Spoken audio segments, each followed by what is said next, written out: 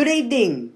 We begin our coverage overseas tonight in America, where US President Donald Trump has been impeached for the second time. The outgoing president was voted 232 to 197 by the House of Representatives, with him being charged for inciting violence. A heavy police presence surrounds Washington, D.C., with the inauguration of President-elect Joe Biden to take place in under a week's time. Melbourne's COVID-free streak is back on after recording over a week with no community transmission. While there were several cases in hotel quarantine, the numbers were very pleasing considering the recent outbreaks linked to the Sydney cluster.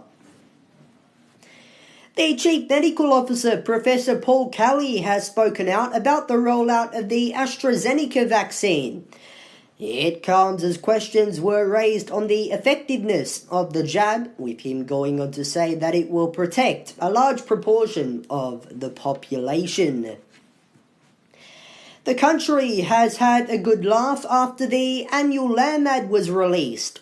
The so-called Lambassador Sam Kekovich returned with a very current twist.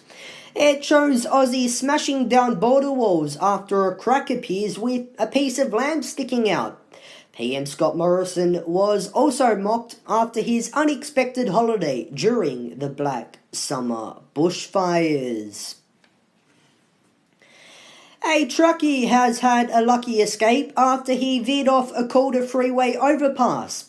The events took place early on Wednesday morning when the man lost control and came crashing to the ground. Somehow, he survived underneath the crushed cabin and was taken to hospital by air ambulance. Highway Patrol Constable Peter Dyer said he was the luckiest man to walk away from a crash with only minor injuries. The Victorian government has backed the Australian Open after more tennis players tested positive. Premier Dan Andrews said in a press conference, if the tournament is played overseas, it risks not coming back. If the Australian Open does not happen in Melbourne, it will happen somewhere else. It'll happen in Japan, it'll happen in China, it'll happen in Singapore. And the real risk then is it doesn't come back. It doesn't come back. So an event that underpins tens of thousands of jobs is a major part of our major events agenda, which in total terms supports more than 250,000 Victorian jobs.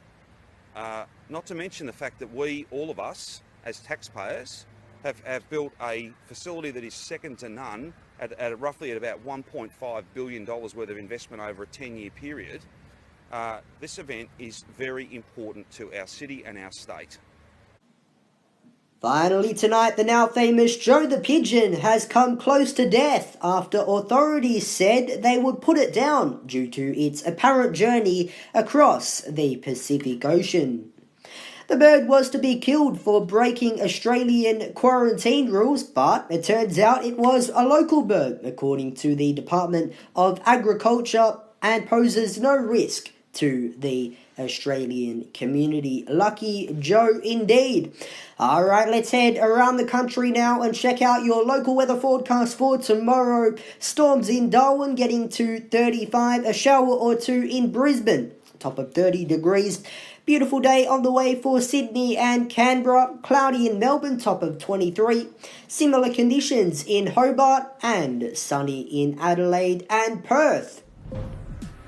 And that is a local wrap-up for this Sunday evening. You can stay up to date across all of our social pages by searching Local Wrap-Up. For now, though, I'm Darby Travers. Thanks for your company. Have a good night.